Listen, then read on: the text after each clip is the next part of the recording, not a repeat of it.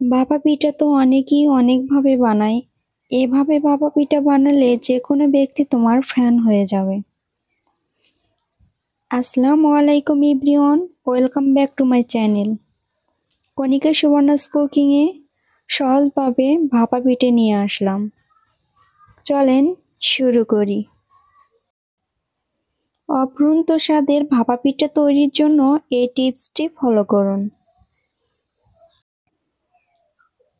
এই ভাপা পিঠা তৈরির জন্য আমি হাফ লিটার দুধ নিয়েছি আর নিয়েছি 2 চামচ চিনি, হাফ চামচ লবণ দিয়ে আমি কিছুক্ষণ জাল করে নেব।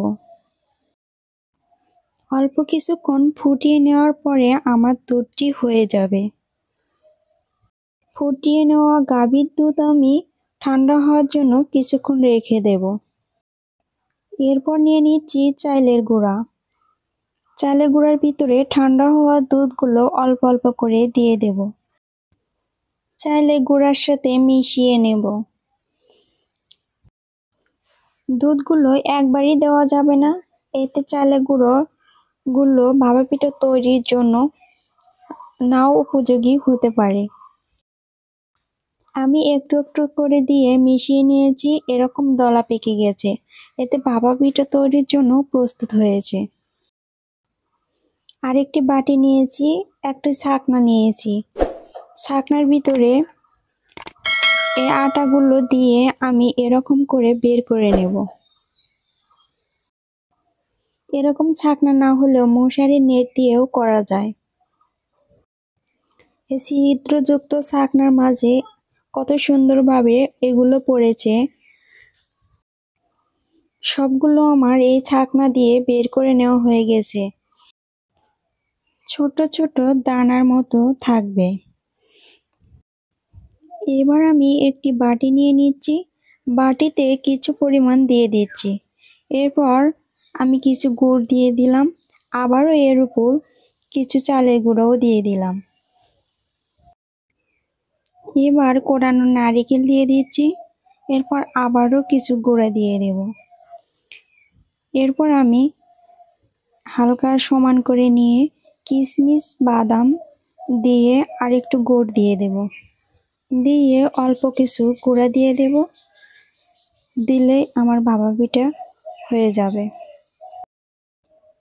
এই ভাপা পিঠা বানাতে বাটির উপর দিয়ে অতিরিক্ত উঁচা করে দেওয়া যাবে না, এতে ভাপা পিঠা ভাপে দেওয়ার সময় ফেটে যাবে। সমান করে দিতে হবে এবং অতিরিক্ত চাপাও যাবে না, এতে পিঠাগুলো শক্ত হয়েও যেতে পারে। এভাবে আমি 3টি পিঠাকে বানিয়ে দেখিয়ে দিচ্ছি, আপনারা ঠিক এভাবেই বানিয়ে নেবেন। কিশমিশ বাদাম উপরে দিয়ে হালকা একটু চাপ দিয়ে ভাপে দিলে এগুলো থেকে যায়। আমার রেসিপিটি যদি ভালো লাগে অবশ্যই একটা লাইক এবং একটা কমেন্ট করবেন। অবশ্যই আপনাদের কমেন্টের উত্তর দেওয়ার চেষ্টা করব। আরেকটি কথা বলে যাই, আমার এই চ্যানেলটি যারা সাবস্ক্রাইব করেন নাই, ছোট্ট এই চ্যানেলে আমন্ত্রণ রইল, অবশ্যই আমার চ্যানেলটি সাবস্ক্রাইব করবেন। যারা আমার চ্যানেলটি সাবস্ক্রাইব করেছেন তাদেরকে অসংখ্য অসংখ্য ধন্যবাদ।